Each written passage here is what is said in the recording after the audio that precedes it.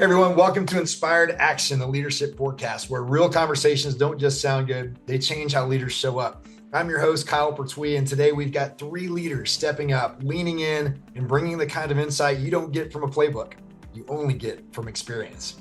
So whether you're leading a team, building a culture, or just trying to show up better than you did yesterday, you're in the right place. Let's get started.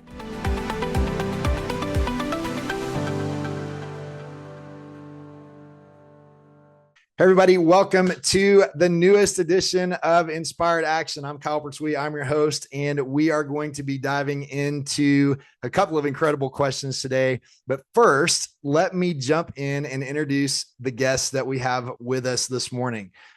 Beginning with Dina Jansen. She's a 2-time author in her book, Soul Farmer, Sowing Seeds of Change to Reap an Inspired Life. Dina's perspective, I love this. Dina's perspective comes from both the boardroom and more than 2 decades as a farmer's wife, where stewardship, resilience, and long-term vision are lived daily.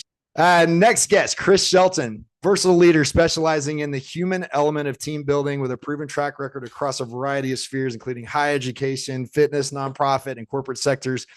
Finally, KK Guest, Chief Human Resource Officer at the American College of Education, having led them to be on the Indiana's Best Place to Work list for 5 consecutive years, as well as successfully leading their team through the B-Corp certification process. First of all, thank you, all 3 of you, for being here this morning. And let's just dive right in. I think, Dina, you drew the short end of the stick. And so the question we're going to be answering first this morning is, how can leaders maintain meaningful relationships with their teams during those times of change and uncertainty? What do you think? I think it's a great question. And the one thing I want to do very quickly is break apart the question, because that helps me be really specific about it.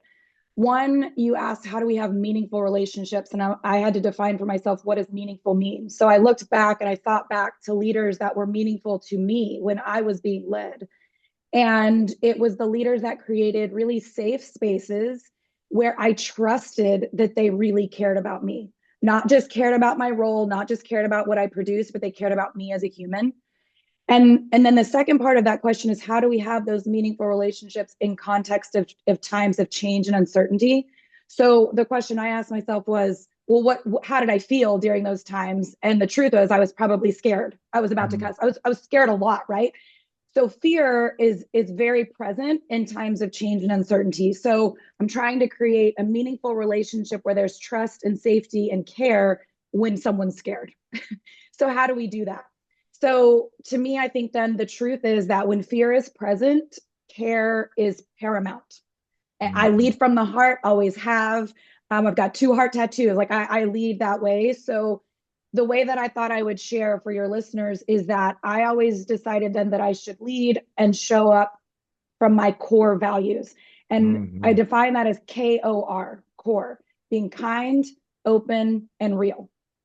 So when I talk about kind, the reason that's important is because when we are scared, we're often guarded or we're confused, right? There's confusion. Fear presents itself kind of in weird ways.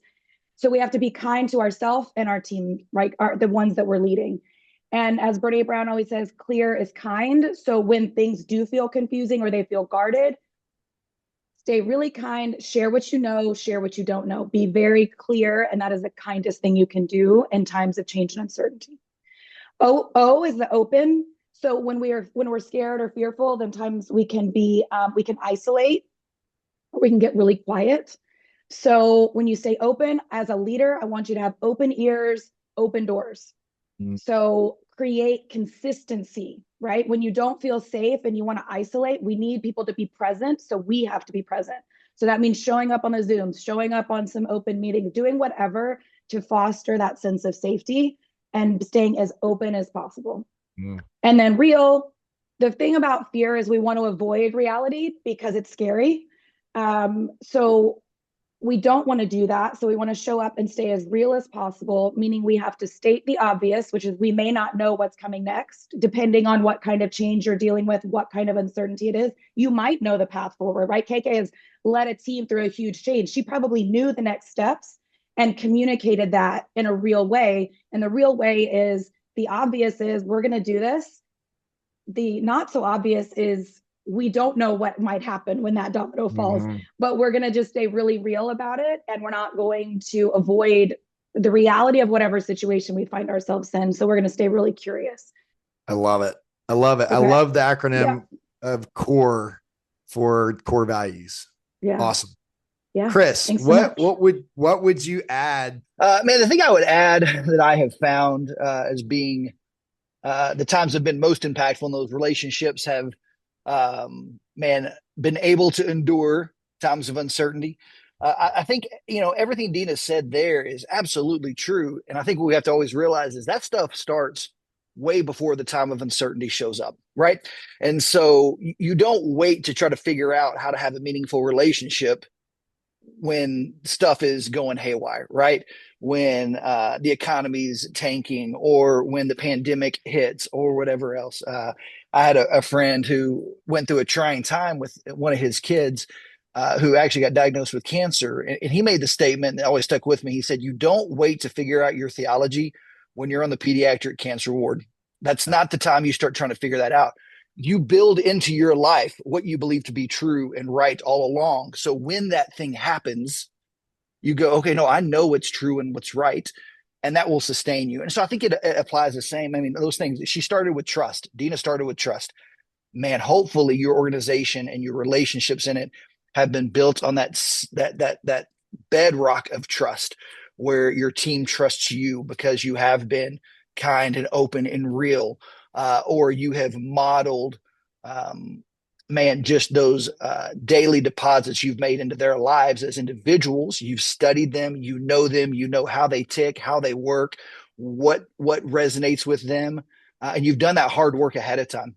And then when things really get crazy, you're able to fall back on that, and you've built that trust. They've seen it, and you stay really, really present in the midst of that. So that's what I would add to that is, man, those things, those whether it be kind, open, real, or what your key factors are for meaningful relationships, have to be established prior to those times to really carry you through that.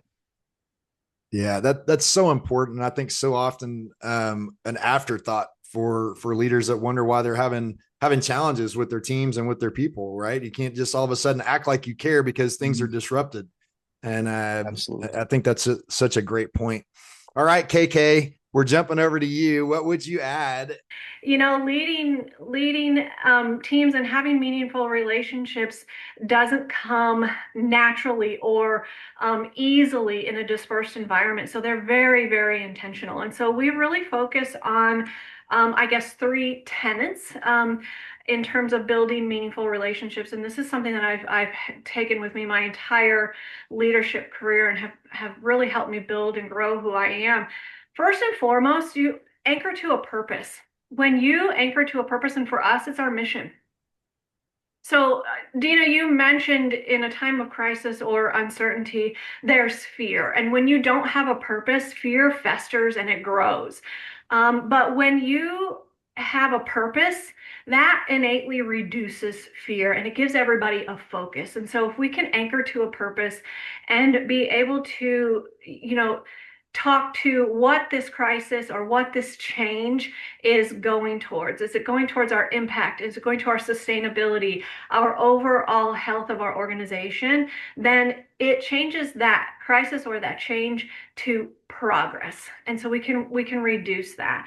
The other is leading with transparency. And I think both of you have mentioned this in some form of fashion, but as leaders and as people with employees and humans that depend on us, we don't always have to have all the answers. Our roadmaps always don't have to be perfectly defined outlines, but we need to be able to communicate when we know, what we know, and how we're going to get there. And it doesn't have to be certain.